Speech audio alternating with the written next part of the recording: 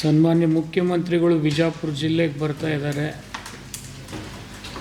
ಅವ್ರನ್ನ ಹೃತ್ಪೂರ್ವಕವಾಗಿ ಸ್ವಾಗತ ಮಾಡೋದ್ರ ಜೊತೆಗೆ ಅವರು ಒಂದು ಅವಿಸ್ಮರಣೀಯ ಕೊಡುಗೆಯನ್ನು ಬಿಜಾಪುರ ಜಿಲ್ಲೆಗೆ ಕೊಟ್ಟಿದ್ದಾರೆ. ಬಹುದಿನಗಳ ಎಲ್ಲ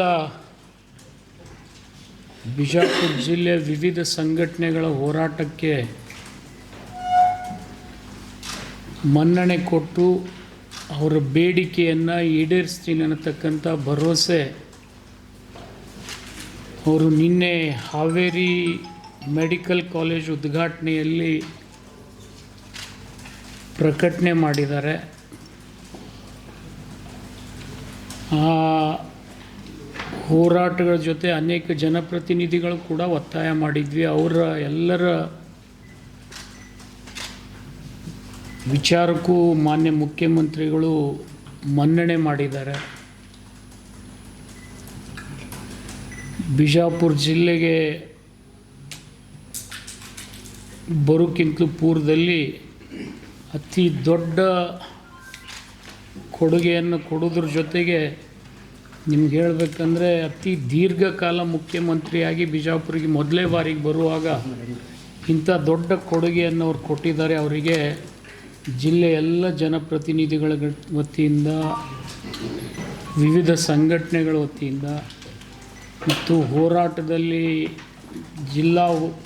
ಜಿಲ್ಲೆಯಲ್ಲಿ ಮೆಡಿಕಲ್ ಕಾಲೇಜ್ ಆಗಬೇಕಂತಕ್ಕಂಥ ಹೋರಾಟದ ಹೆಸರಿನಡಿ ಅನೇಕ ಸಂಘಟನೆಗಳು ಇವತ್ತು ಬಾರ್ ಅಸೋಸಿಯೇಷನ್ ಆದಿಯಾಗಿ ಎಲ್ಲ ವೈದ್ಯರು ಕೂಡ ಇದಕ್ಕೆ ಬೆಂಬಲ ಸೂಚಿಸಿದರು. ಅವರೆಲ್ಲರಿಗೆ ಕೃತಜ್ಞತೆಯನ್ನು ಸಲ್ಲಿಸ್ತೀನಿ. ಮಾನ್ಯ ಮುಖ್ಯಮಂತ್ರಿಗಳು ಈ ಮೆಡಿಕಲ್ ಕಾಲೇಜ್ ಮಾಡೋದ್ರಿಂದ ಸರ್ಕಾರಕ್ಕೆ ಹೆಚ್ಚಿನ ಭಾರ ಆಗೋದಿಲ್ಲ. ಕಾರಣ ಇಷ್ಟೇ, ಒಂದೊಂದು ಜಿಲ್ಲೆಯಲ್ಲಿ ಒಂದೊಂದು ಮೆಡಿಕಲ್ ಕಾಲೇಜ್ ಮಾಡೋದ್ರಲ್ಲಿ ಯಾರು 500 ಕೋಟಿ ಮಾಡಿದ್ದಾರೆ, ಯಾರು 700 ಕೋಟಿ ಮಾಡಿದ್ದಾರೆ, ಯಾರು 600 ಕೋಟಿ ಮಾಡಿದ್ದಾರೆ. ನಮ್ಮಲ್ಲಿ ಅತ್ಯಂತ ಕಡಿಮೆ ಖರ್ಚಿನಲ್ಲಿ ಈ ಆಸ್ಪತ್ರೆ ಈ ಕಾಲೇಜ್ ನಿರ್ಮಾಣ ಆಗ್ತದೆ. ಕಾರಣ ಇಷ್ಟೇ, ಹಿಂದೆ ಇಲ್ಲಿ ಸೂಪರ್ ಸ್ಪೆಷಾಲಿಟಿ ಆಸ್ಪತ್ರೆಯನ್ನು ಮಾಡಿದ್ದೀವಿ, ಹುದ್ದೆಗಳ ಮಂಜೂರಾತಿ ಕೂಡ ಇತ್ತೀಚೆಗೆ ತಗೊಂಡಿದ್ದೀವಿ. MCH ನಾನಿದ್ದಾಗೆ 100 ಬೆಡ್ಡಿಂದ ಇದ್ದಿದ್ದನ್ನು 150ಕ್ಕೆ ಮೇಲ್ದರ್ಜೆಗೇರಿಸಿದ್ದೀವಿ. ಟ್ರೋಮಾ ಸೆಂಟರನ್ನು ಮಾಡಿದ್ದೀವಿ. ಇಲ್ಲಿ ಬೇಕಾಗಿದ್ದು ಭಾಳ ಏನಿಲ್ಲ, 4 ಲೆಕ್ಚರ್ ಕೋಣೆಗಳು ಬೇಕು, 1 ಆಡಿಟೋರಿಯಂ ಬೇಕು, 2 ಎಕ್ಸಾಮಿನೇಷನ್ ಹಾಲ್ ಬೇಕು. ಇಷ್ಟಾದರೆ ನಾವು 150 ಸೀಟ್ದಿಂದ ಪ್ರಾರಂಭ ಮಾಡಿ 200-250 ಸೀಟ್ಗಳವರೆಗೆ ಮೆಡಿಕಲ್ ಕಾಲೇಜನ್ನು ನಡೆಸ್ಬೋದು.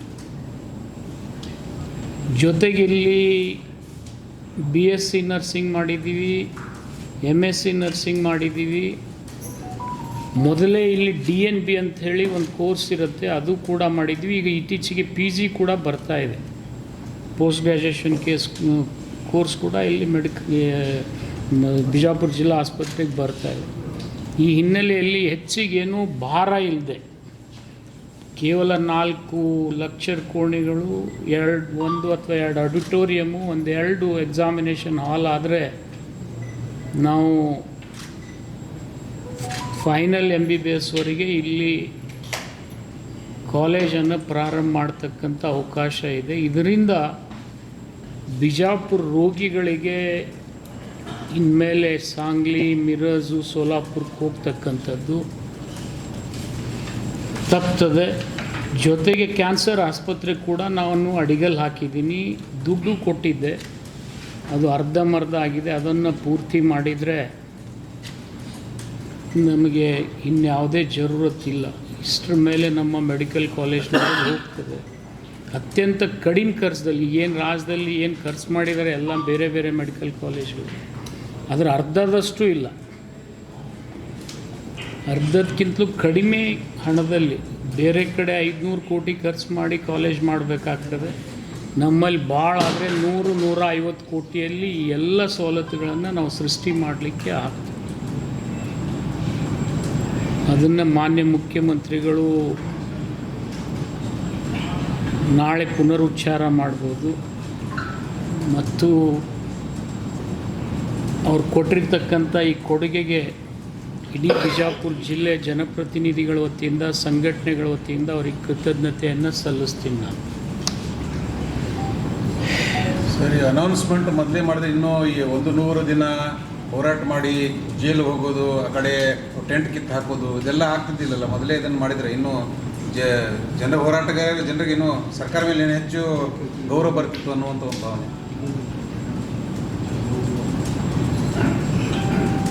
ಹೋರಾಟ ಎಲ್ಲರ ಹಕ್ಕದು, ಅದನ್ನು ಯಾರೂ ಕಿತ್ಕೊಳ್ಳಿಕ್ಕಾಗೋದಿಲ್ಲ. ಹೋರಾಟ ಎಲ್ಲರ ಹಕ್ಕು, ಅದು ಯಾರೂ ಕಿತ್ಕೊಳ್ಳಿಕ್ಕಾಗೋದಿಲ್ಲ. ಆದರೆ ಅವ್ರ ಮನಸ್ಸಿನಲ್ಲಿ ಏನು ಆತಂಕಿತ್ತು ನನಗೆ ಗೊತ್ತಿಲ್ಲ, ಹೋರಾಟಗಾರರ ಮನಸ್ಸಿನಲ್ಲಿ. ಆದರೆ ಅವ್ರ ಮೇಲೆ ಏನಾದರೂ ದುರ್ವರ್ತನೆ ಆಗಿದ್ದರೆ ಅದರಲ್ಲಿ ಕ್ಷಮೆ ಇರಲಿ ಅಂಥೇಳಿ ನಾನು ಅವರಲ್ಲಿ ಕ್ಷಮೆಯನ್ನು ಕೋರ್ತೀನಿ ಇಷ್ಟೇ.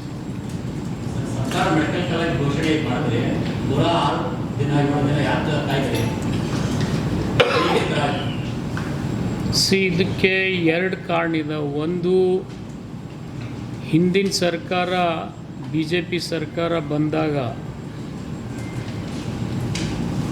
ಅವರು PPP ಮಾಡೆಲನ್ನು ಇಂಟ್ರೊಡ್ಯೂಸ್ ಮಾಡಬಾರ್ದಾಗಿತ್ತು.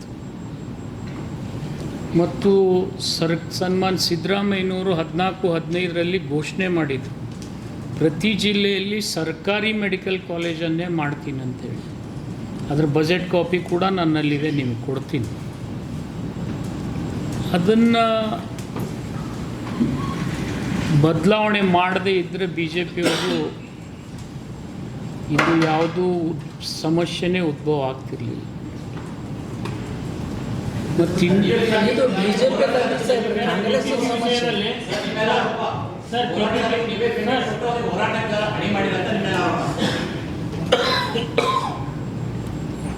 ಯಾರು ಆರೋಪ ಮಾಡಿದಾರಲ್ಲ ಅವ್ರ ಆತ್ಮ ಮುಟ್ಕೊಂಡು ಹೇಳಲಿ. ಅವ್ರು ಒಂದು ನಿಮಿಷ ಅವ್ರು ಸಾಬೀತು ಮಾಡಿದರೆ ನಾನು ರಾಜಕೀಯ ಜೀವನದಿಂದ ನಿವೃತ್ತಿ ಆಗ್ತೀನಿ. ಮತ್ತು ಮಾಡದೇ ಇದ್ದರೆ ಅವ್ರು ನಿವೃತ್ತಿ ಆಗಬೇಕು. ಸರ್, PPP ವಿಷಯದಲ್ಲಿ MB ಪಾಟೀಲ್ ಸೋಲಾಗಿದೆ, ನಿಮ್ಗೆ ಗೆಲುವಾಗಿದೆನಾ? ಇದು ನಿಮ್ಮ ಸೃಷ್ಟಿನ?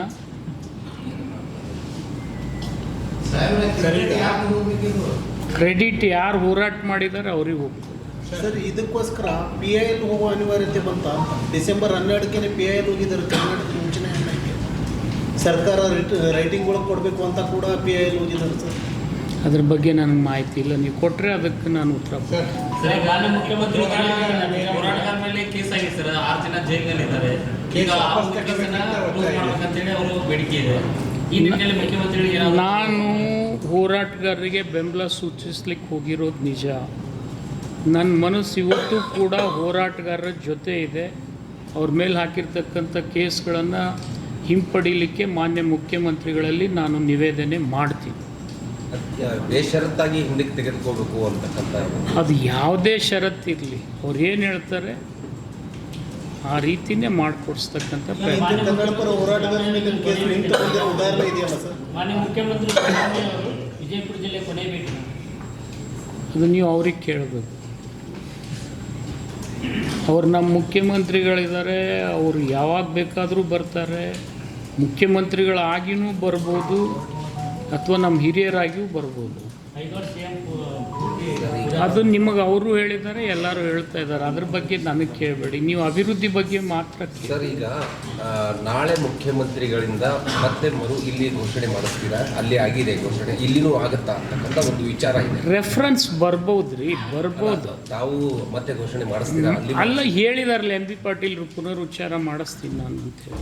ಆಮೇಲೆ ಪ್ರಮುಖವಾಗಿ ನಾಳೆ ಮುಖ್ಯಮಂತ್ರಿ ಅವರಿಂದ ಈ ಕೇಸನ್ನು ಹಿಂದಕ್ಕೆ ಪಡ್ಕೊಳ್ಳುವಂಥದ್ದು ಏನಾದರೂ ಅವ್ರ ಕಡೆಯಿಂದ ಹೇಳಿಸಿದ್ರೆ ಮತ್ತಿಷ್ಟು ಬಲ ಬರುತ್ತೆ ಹೋರಾಟಗಾರರಿಗೆ ಅನ್ನೋದು ಒಂದು ಆತ್ಮಸ್ಥೈರ್ಯ ಹೆಚ್ಚಿಸ್ತದೆ.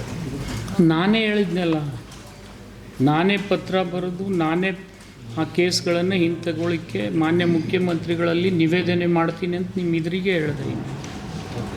ಅಲ್ಲಿ ಸ್ಟೇಜ್ ಮೇಲೆ ಅಲ್ಲಿ ಹೇಳ್ಬೋದು, ಇಲ್ಲಿ ಹೇಳ್ಬೋದು, ನಿನ್ನೆನೂ ಹೇಳಿರ್ಬೋದು. ಸರ್, ಈಗ ಒಂದು ಸ್ಟೆಪ್ ಆಯಿತು ಸರ್ಕಾರ ಕಡೆಯಿಂದ ಅದನ್ನು ಆಶ್ವಾಸನೆ ಬಂದಾಗ ಆಯಿತು. ಅದು ನೆಕ್ಸ್ಟ್ ಅನೌನ್ಸ್ ಮಾಡಬೇಕು, ಅದು ಯಾವುದೇ ರೀತಿಯಲ್ಲಿ ಒಂದು ಕಂಕ್ರೀಟ್ ಆಗಬೇಕು ಅನ್ನುವಂಥದ್ದು ಬಜೆಟಲ್ಲಿ ಅನೌನ್ಸ್ ಮಾಡುವ ಸಾಧ್ಯತೆಗಳು ಎಷ್ಟು? ಯೂಶ್ವಲಿ ಇಂಥ ಯೋಜನೆಗಳು ಬಜೆಟಲ್ಲೇ ಅನೌನ್ಸ್. ಆಮೇಲೆ ಪ್ರಮುಖವಾಗಿ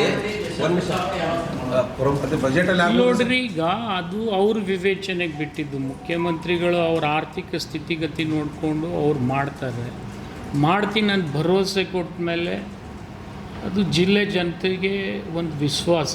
ಮತ್ತು ಅದೇ ವೇದಿಕೆ ಮೇಲೆ ಬೊಮ್ಮಾಯಿ ಸಾಹೇಬರು ಇದ್ದರು. ನನ್ನ ಭಾಷಣ ಮಾಡೋಕ್ಕಿಂತ ಪೂರ್ವದಲ್ಲಿ ಅವರಿಬ್ಬರಲ್ಲಿ ನಿವೇದನೆ ಮಾಡಿದ್ದೀನಿ. ಮತ್ತು ಬೊಮ್ಮಾಯಿ ಸಾಹೇಬರು ನನಗೆ ಉತ್ತರ ಕೊಟ್ಟಿರ್ತಕ್ಕಂಥದ್ದು ನಿಮಗೆ ಒಂದು ಆಡಿಯೋನು ಬಿಟ್ಟಿದ್ದೀನಿ ನಾನು. ಬೇಕಾದ್ರೆ ಹಚ್ಚಂದ್ರೆ ಹಚ್ತೀನಿ. ವೈರಲ್ ಆಗಿದೆ ಸರ್ ಎಲ್ಲ ಕಡೆ. ವೈರಲ್ ಆಗಿದೆ ಸರ್. ಸರಿ, ಈಗ ಅದಕ್ಕೆ ಅವರಿಬ್ಬರು ಇದ್ದಾಗೆ ನಾನು ವಿನಂತಿ ಮಾಡ್ಕೊಂಡಿದ್ದೆ, ಬಂದ್ ಮಾಡೋದು. ನಾನೇ ವಿನಂತಿ ಮಾಡ್ಕೊಂಡಿನಿ. ಹಿಂದೆ ಸಿದ್ದರಾಮಯ್ಯ ಸಾಹೇಬರು ಮಾತು ಕೊಟ್ಟಿದ್ದಾರೆ, ಬೊಮ್ಮಾಯಿ ಸಾಹೇಬರು ಮಾತು ಕೊಟ್ಟಿದ್ದಾರೆ ಅಂತ ಹೇಳಿದ ಮೇಲೆ ಅದೇ ವೇದಿಕೆ ಮೇಲೆ ಅವರು ಇನ್ನೊಂದ್ಸರಿ ಎಲ್ಲರೂ ಸೇರಿ ಬಜೆಟಲ್ಲಿ ಅನೌನ್ಸ್ ಮಾಡಬೇಕಂತ ಇನ್ನೊಂದು ನಿರೀಕ್ಷೆ ಮಾಡಿದ್ರೆ ಆಗ್ಬೋದು, ಆಗದೇ ಇರ್ಬೋದು. But at least we can put a pressure on government. ಯಾಕಾಗೋದಿಲ್ಲ ರೀ? ಒಂದು ಮಾತು ಕೊಟ್ಟ ಮೇಲೆ, ಮುಖ್ಯಮಂತ್ರಿಗಳು ಮಾತು ಕೊಟ್ಟ ಮೇಲೆ ಬಜೆಟಲ್ಲಿ ಅದು ಏನು ಅವ್ರಿಗೆ ಬಿಟ್ಟಿದ್ದಲ್ಲ. ಸರ್, ಅದು ಏನದ ಮೋಸ್ಟ್ಲಿ ಸಾಮಾನ್ಯವಾಗಿ ಅದು ಸರ್ಕಾರ ಮಾಡ್ತಿರೋ ಬಿಡ್ತಿರೋ ಸೆಕೆಂಡ್ ಸರ್ ಎಲ್ಲ ಅಂತ ಸಾಕಷ್ಟು ಭರವಸೆ ಕೊಟ್ಟಿರ್ತಾರೆ. 22 ಮೆಡಿಕಲ್ ಕಾಲೇಜ್ ಯಾಕೆ ಅದು 22 ಮಾಡಿದ್ದೀವಿ. ಯಾಕೆ ಅದು ಹೇಳಿ ಘೋಷಣೆ ಮಾಡಿದ್ದಕ್ಕೆ ಅದು ಅಲ್ವಾ?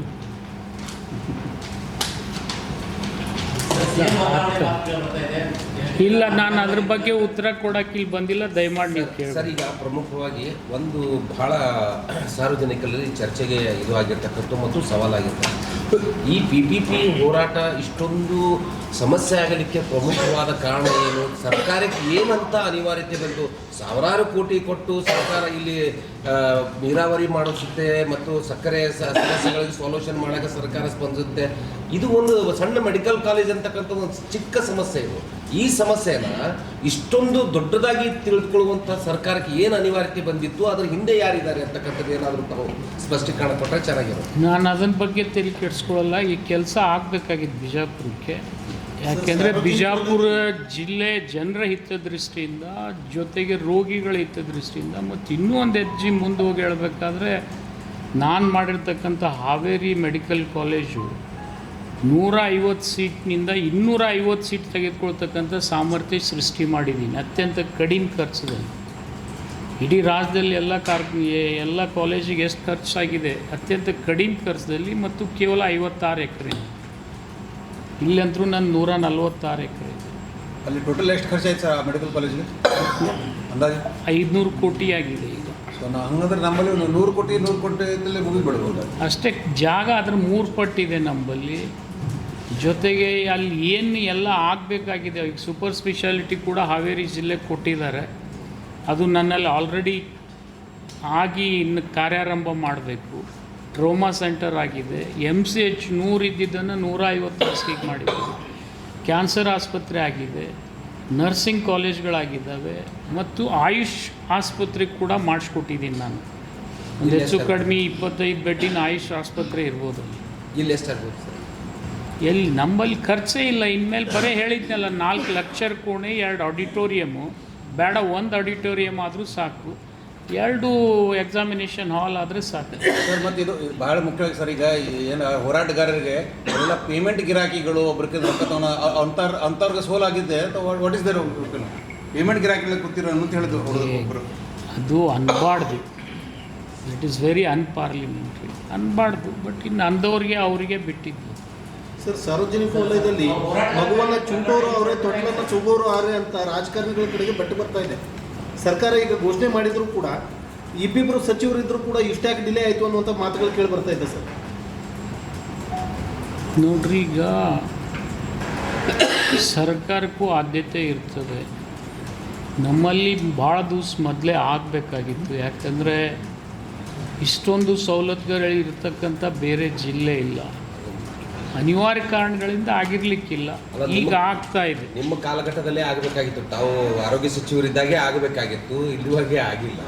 ಮತ್ತು ಈಗ ಆಗಿದೆ ಅಂಥದ್ದು ಒಂದು ಖುಷಿ ಕಡೆ. ಆದರೆ ಇಷ್ಟು ವಿಳಂಬ ಆಗುವಷ್ಟು ದೊಡ್ಡ ಪ್ರಾಜೆಕ್ಟ್ ಅದು ಏನಲ್ಲ. ನಮ್ಮ ದುರ್ದೈವ, ಸರ್ಕಾರ ಕುಮಾರಸ್ವಾಮಿದ ಹೋಯ್ತಲ್ವ, ಅದಕ್ಕೆ ಆಗಲಿಲ್ಲ ಅಷ್ಟೇ. ಇತ್ತಂದ್ರೆ ಮಾಡ್ತಿದ್ನೋ ಬಿಡ್ತಿದ್ನೋ, ಅದು ಅವಾಗಿನ ಎಂ ಪಿ ಅವರು ನಾವು ಅದಕ್ಕೂ ಕೇಂದ್ರಕ್ಕೂ ಮನವಿ ಮಾಡಿವಿ, ಏಮ್ಸ್ ಕೂಡ ಬರಲಿ ಅಂತ ನಾ ಪ್ರಧಾನಮಂತ್ರಿಗೆ ಮನವಿ ಮಾಡೀನಿ ಅಂತೇಳಿ ಇವರು ಪಿ ರಮೇಶ್ ಜಿಜಿನೂ ಹೇಳ್ತಾರೆ. ಅದಕ್ಕೆ ಏನು ಸಂಬಂಧ ಆಗ್ತದೆ ಇದು ಏಮ್ಸ್ ಬೇರೆನೇ ಇದಕ್ಕೂ ಈಗ ಇದು ಮೆಡಿಕಲ್ ಈಗ ಕಾಲೇಜ್ ಸರ್ಕಾರದ್ದಾಯಿತು. ಓಕೆ, ಏಮ್ಸ್ ಅವ್ರು ಮಾಡಿದರೆ ಅವರಿಗೊಂದು ಕೃತಜ್ಞತೆ ಸಲ್ಲಿಸ್ತೀನಿ. ಅದು ಸಪ್ರೇಟ್ ಏಮ್ಸ್ ಆದರೂ ಸಪ್ರೇಟ್ 100% ESI ಆಗಿಲ್ವಾ? ಓಕೆ, ಗುಲ್ಬರ್ಗಾದಲ್ಲಿ ಗೌರ್ಮೆಂಟ್ ಮೆಡಿಕಲ್ ಕಾಲೇಜ್ ಇಲ್ವಾ? ಏಮ್ಸ್ ತರೋ ಕೆಪಾಸಿಟಿ ನಮ್ಮ ಸಂಸದರಿಗಿದ್ದರೆ ಭಾಳ ಒಳ್ಳೆಯದು. ಬಟ್ ನಿಮ್ಮ ಮುಖಾಂತರ ಅವ್ರಿಗೆ ಒಂದಿಷ್ಟು ವಿನಂತಿ ಮಾಡ್ತೀನಿ, ನ್ಯಾಷನಲ್ ಹೈವೇ ಪಾಟೋಲ್ಸ್ ತುಂಬಿಸತ್ ಹೇಳಿಬಿಡಿ ಸರ್. ಸರ್, ವಿಜಯಪುರಕ್ಕೆ ಅಂದರೆ ನೀವು ಹಾವೇರಿ ತೋರಿಸ್ತಾ ಇರೋ ಅಭಿವೃದ್ಧಿ ಆದ್ಯತೆಯನ್ನು ವಿಜಯಪುರಕ್ಕೆ ಕಡೆಗಣಿಸಿದ್ದೀರಿ ಅಂತ ಆರೋಪ ಇದೆ. ದಸರಾ ಸಪ್ಪಳ್ಳಿ ಏನು ಸರ್ ಅದು? ಹಾವೇರಿಗೆ ತೋರಿಸ್ತಕ್ಕಂಥ ಅಭಿವೃದ್ಧಿ ವಿಜಯಪುರಕ್ಕೆ ಯಾಕೆ ತೋರಿಸ್ತಾ ಇಲ್ಲ ಅಂತಕ್ಕಂಥದ್ದು ಪ್ರಶ್ನೆ ಸರ್ ಪ್ರಜಾವಾಣಿ. ಇಲ್ಲ, ನೀವು ಬಿಜಾಪುರ ಜಿಲ್ಲಾ ಉಸ್ತುವಾರಿ ಮಂತ್ರಿ ನಾನು ಮಾಡ್ರಿ, ನಾನು ಮಾಡಿ ತೋರಿಸ್ತೀನಿ.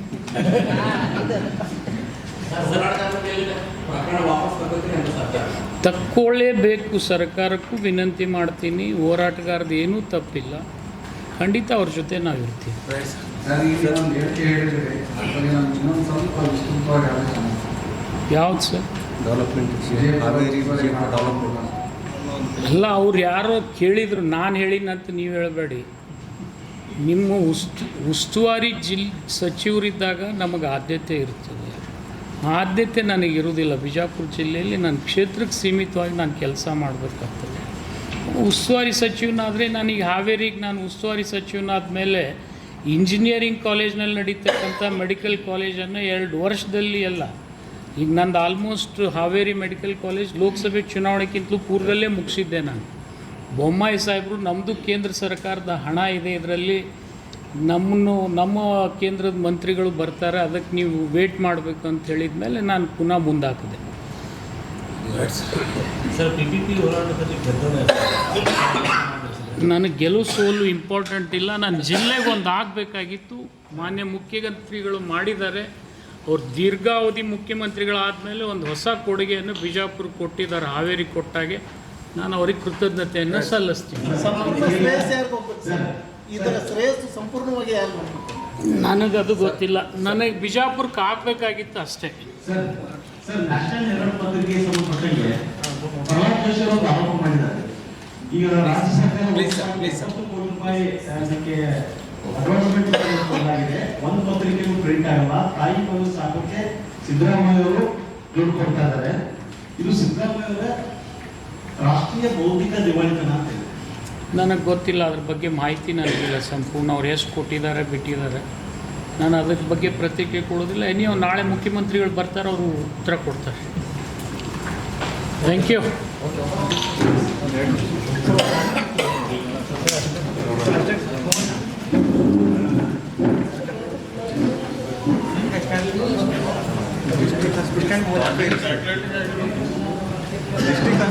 ಮಂಜೂರಾತಿ ಕೊಟ್ಟಿದ್ದೀವಿ. ಟ್ರೋಮಾ ಸೆಂಟ್ರಿಗೆ ಮಂಜೂರಾತಿ ಕೊಟ್ಟಿದ್ದೀವಿ.